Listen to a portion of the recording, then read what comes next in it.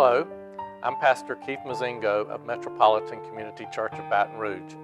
I want to thank you for clicking on the video of our worship message. Please go to our Facebook page at facebook.com/MCCBR to see the entire worship service, including prayers, special music, and communion. You're also welcome to join us every Sunday morning at 11 a.m. for worship service. Stay tuned after the message for information on how you can stay in touch with us.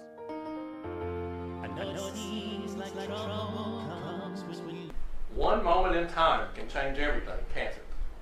One moment in time. And in our reading today, we had a moment in time. A day of Pentecost. A time that was waited for, expected, but they didn't even know what was coming.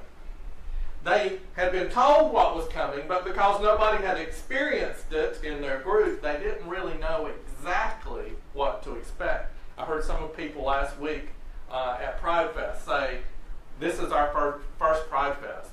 And we asked last Tuesday night when some of the volunteers came in, they said, well, this is my first one. Well, what did you see? What did you experience? Was it what you thought it was going to be?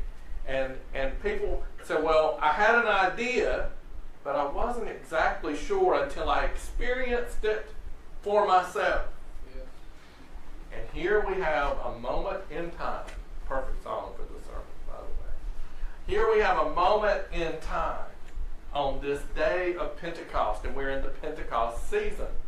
Yes, you've heard several messages on Pentecost already, because it's not just the day of Pentecost. It is the season of Pentecost.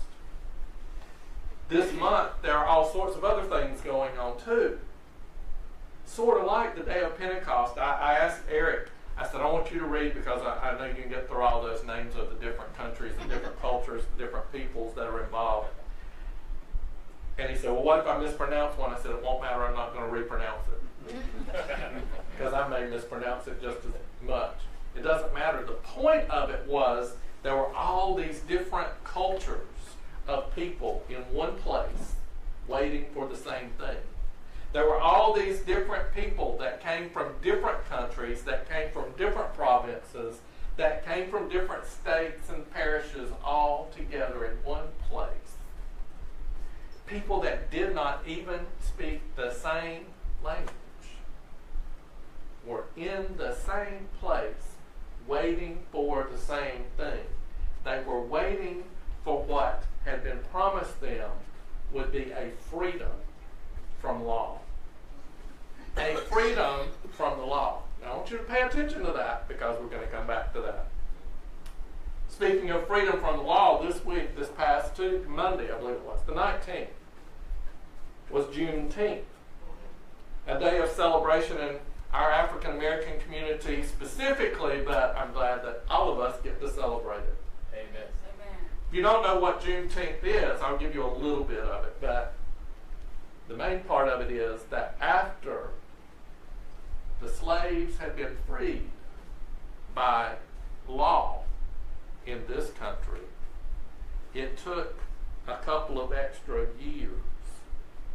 We didn't have the internet back then. We didn't have the news agencies back then that we have now. We had people on horses going across the country telling people, and we had other people that didn't want that message of freedom to go out. So they were sometimes killing those people, or stopping them and turning them around and heading them back the other way. It took a while from the message from Washington, D.C. to get out west, specifically to Texas, where they did not want the slaves to know that they had been legally set free. Now, I am very much making this a shorter story, so please go back and read the details. There are a lot more in there. But it took 2 years. 2 years people worked and had the title of slave, that they didn't have to, that legally they were not slaves, but they had been enslaved and were kept enslaved. And mind you, after it was legal and tried to get it reinstated. There were lots of people that tried to find a way around the laws to keep people enslaved. Since then, there's been a lot of legislation passed to stop that freedom. As recently as the last session. Pay attention. There are people that would like for us to take African American people back to slavery. Today, in our country, there are people, including our elected officials, calling for freedoms to be rolled back for African Americans and any other non-white ethnicity. It happens. We even have racist, white supremacists leading our officials right up in our White House. Yep.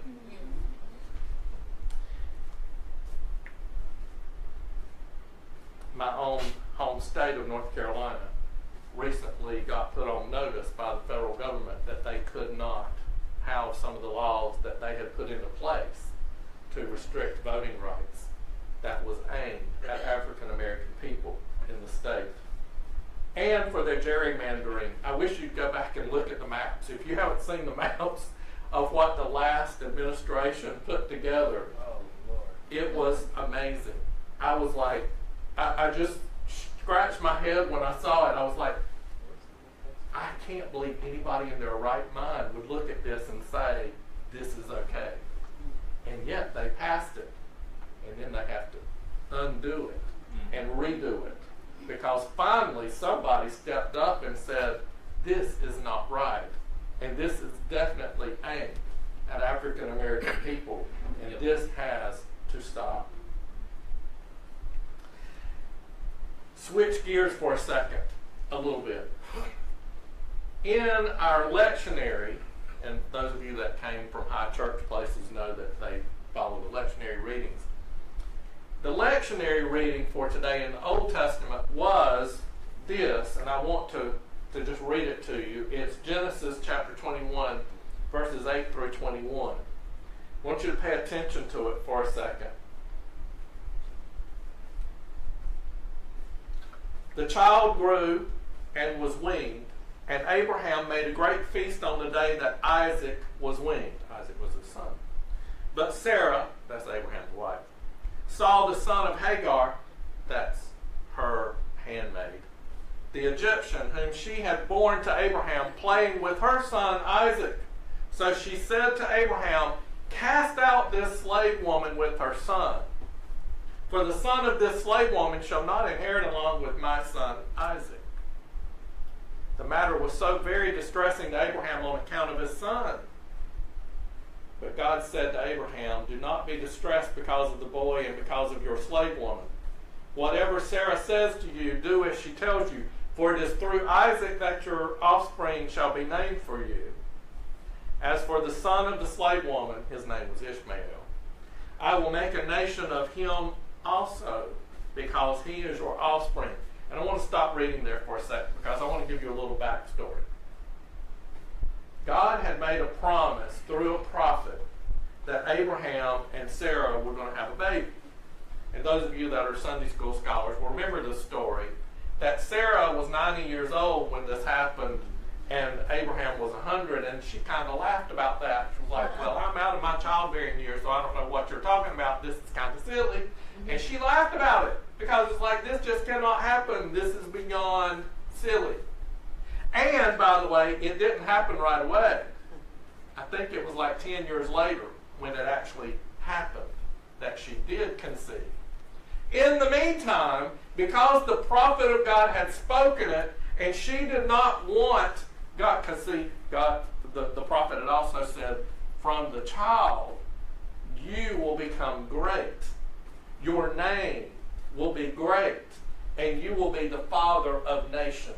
That's what the prophet said, which meant Sarah was going to benefit from that too. She was going to be the mother of nations.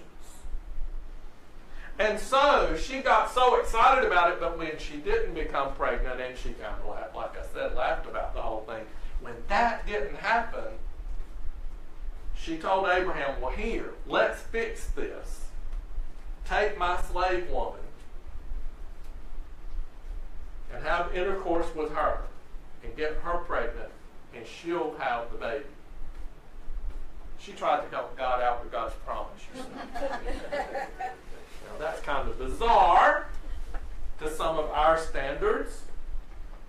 Talk about, I'll just let you figure your own morals out with all of that.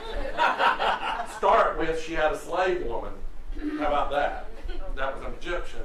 And then second of all, that she asked her husband to sleep with her slave woman so that she could maintain the promises of God and become great.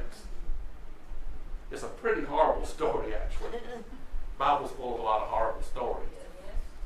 I was talking to my friend Wayne Lindsay this week, and I said, I can't get this story out of my head. I know it's part of Sunday's sermon, and I don't even want to tell it because it's such a horrible, horrible story. And he said, but it shows how all of our superheroes, our super saints, even the father of many nations, was just as human as the rest of us. Amen. And that God had enough grace for Abraham and Sarah and Isaac and Ishmael and Ishmael's mother Hagar. I'm going somewhere with this, so stay with me. I promise I'll bring it together in a moment.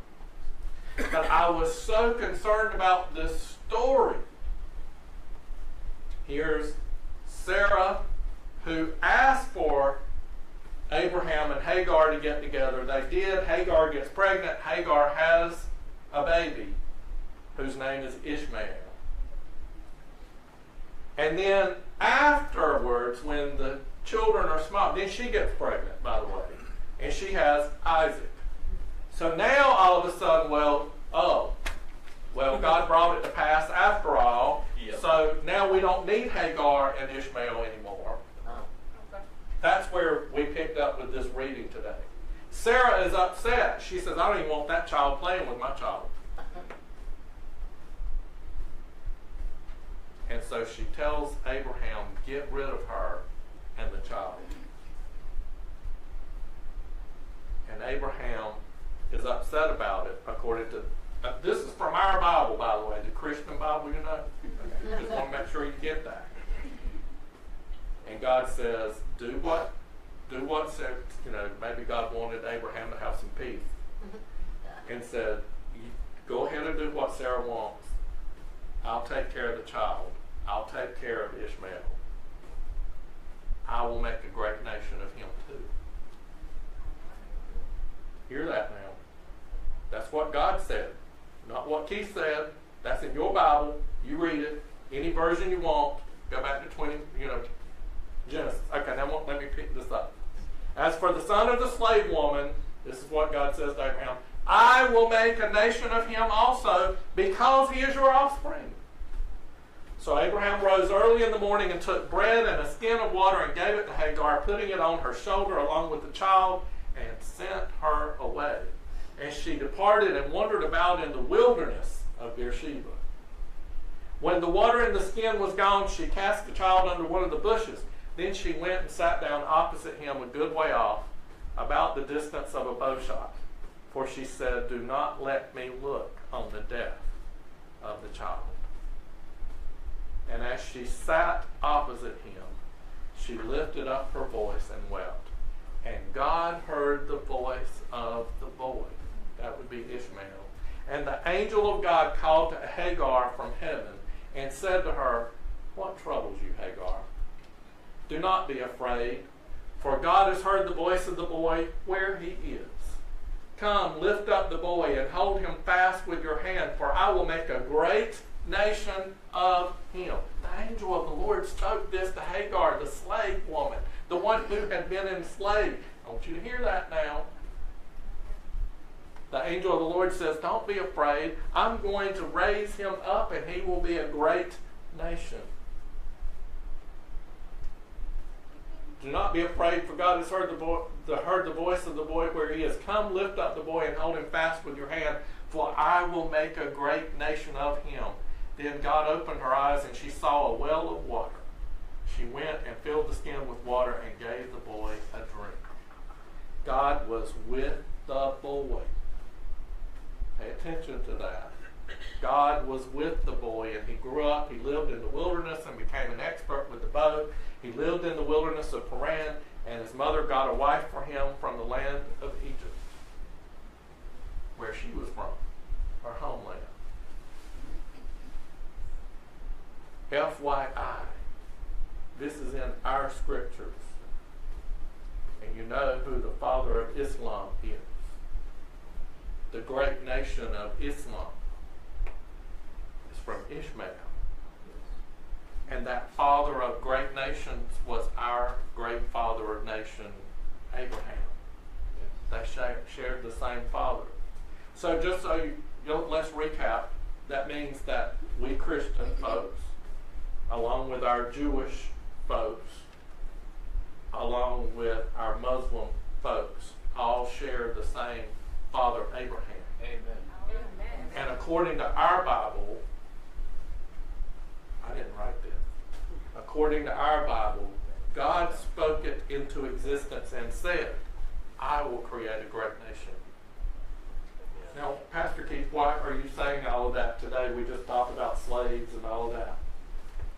I'm telling you that because there are some, including our elected officials in this country, that are calling for the freedoms to be rolled back for our brothers and sisters in the Muslim community and anybody else that's not Christian.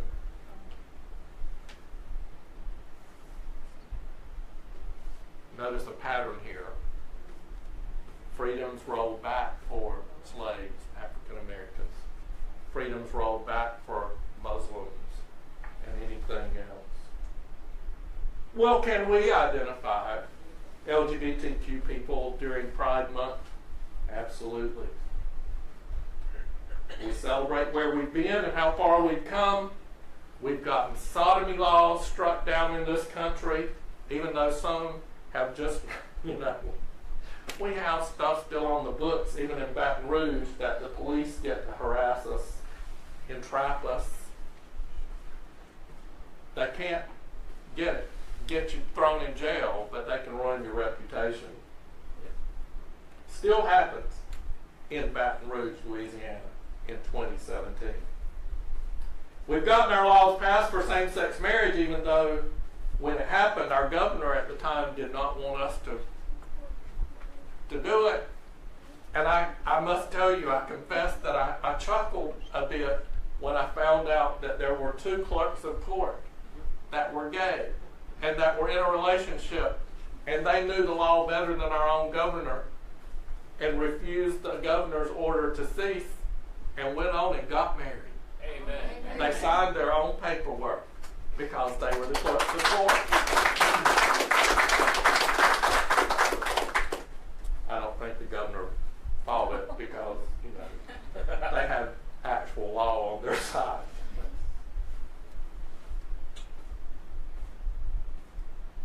Today in our country, though, there are some, including our elected officials, that are calling for our freedoms to be rolled back. A lot of what is happening in our elections has happened because the pendulum is swinging back. Very conservative, because those of us on the progressive side have gotten some laws passed in our favor. And conservatives are scared of that.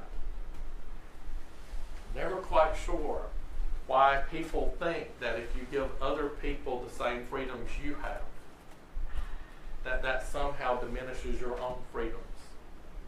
I've never quite figured that out. I've always thought whatever freedoms I enjoy, I would want everybody else in the world to have. Amen. But religious freedom laws are passing. One they passed this week in Mississippi.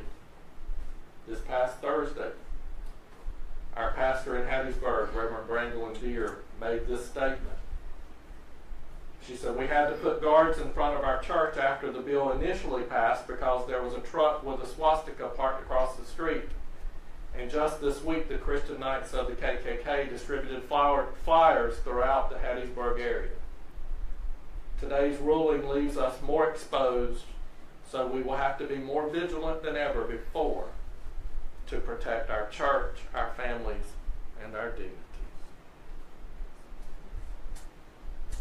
We pray for them today in Hattiesburg. Freedoms. So how do we get back to this day of Pentecost thing anyway? How do we get back to that moment in time?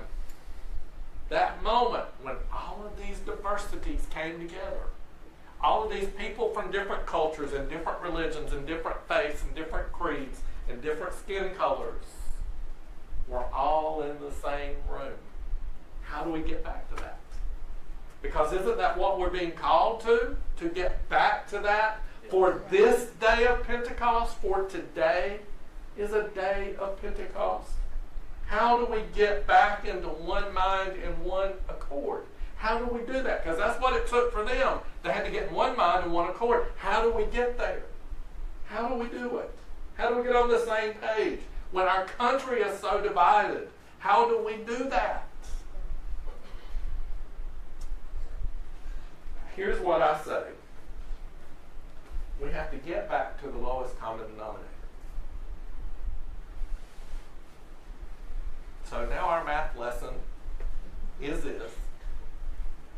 You know, to get to the lowest common denominator has to do with fractions. It's fractured numbers. Fractured numbers. So we have to keep fracturing until we get to the lowest common denominator. We have to keep lifting, keep peeling off all of the labels. You know, in the day of Pentecost, they had been there 120 days, I believe. Well, no, 50 days. There were 120 people. There were 50 days that they were up in that room. 50 days. It took almost 2 months for them to get on the same page.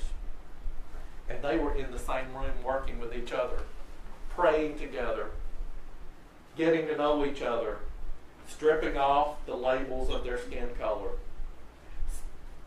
stripping off the layers of their history, the ones that had been in jail, the ones who hadn't, the ones who were in town legally, the ones who weren't, the ones who had papers, the ones who didn't. They had to keep stripping all that off. The ones who were sick, the ones who were well, the ones who were of a different faith when they came in. Because the same prophet, you know, that prophesied the day of Pentecost said that I will pour out my spirit upon all flesh. Not just Christian flesh, because there were no Christians at the time. I will pour out my spirit on all flesh. All of it. They had to get over their idea of Isaac and Ishmael and who was the favored son of Abraham. They had to get over all of those labels. Who was gay in the room, who was straight, who was transgendered, who was confused about the whole thing. I just don't even know anymore what letter I'm supposed to go under. They don't even care anymore. Because after a while, they may have come in the room caring. But after a while, they realized they were all there for the same reason. And when you keep getting those other denominators out of the way and get down to the lowest one, then it's like 9/11. Remember 9/11? All of a sudden, we didn't care. Those people on the plane didn't care that one of them was gay that saved their lives. Well, they didn't care. When they went to the spots in New York and Washington, D.C., they didn't care who was of a different faith or of a different religion, a different color. Everybody just hugged everybody as another human being. This is another creation of God. That's where we have to get. That's how we get on one page. That's how we get the day of Pentecost back. We have to remember daily what it was like after Hurricane Katrina, where everybody was helping everybody. We have to remember what it was like last year in this city, when people were coming from all over the place and helping us. They didn't ask first what color you were, or whether you were legal or not, or whether you had a job or not, whether you were on welfare or not. None of that. You were just another human being in need. And we have to meet that need. We have to remember daily that we are first and foremost God's creation, and therefore we are worthy of love, and we are worthy of those freedoms. Remember daily that each person we meet is facing whatever life has dealt with them, and what fate has brought to their door. I confess, sometimes it gives me a chuckle. I've chuckled more than once that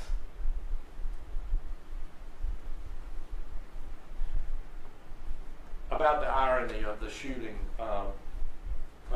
recently that hit one of our representatives here in Louisiana, Mr. Scalise. The irony that the two people that saved those representatives, one was an immigrant, person of color, and the one who shot the person while she was disabled and down was an African American lesbian who was sent there to protect a man that is voting against her rights and trying to take her freedoms away from her. And I kept thinking the irony of all of that, and I've gotten a chuckle out of it, but there's a serious side of it too, and the serious side is, I wonder, since she's getting all this national attention for saving their lives, could it be that those people that she saved, the people whose lives she saved on the field that day, could they roll back all those labels? Could they roll back the African American piece? Can they roll back the female piece? Can they roll back the lesbian piece and see her as another human being? Because obviously she was already there. She obviously saw them as other human beings. She had already done all of that homework. She had already gotten rid of all of those labels. She was out to save lives, even if they believed differently than she did, even if they voted against her own rights and had the power to take her rights away from her. She had already gotten to the lowest common denominator, you see. Now can they? And can we encourage them to? Say yes, we can. Yes, we can. By the way, I totally disadvocate violence of any kind to resolve any of our ills. So I want you to know that. When I said I chuckled about it, I wasn't chuckling about anybody getting shot. I don't relish in that at all. I'm thrilled that none of those intended victims were killed. Will they see it differently? Will they see us as more? Will they be able to strip away all of those labels that they have on Americans and see that even from all of the things that I mentioned today, we've got to get back to the day of Pentecost. We have to get back in one mind and one accord. And that happens when we strip off all of those labels and get back to the lowest common denominator. Amen.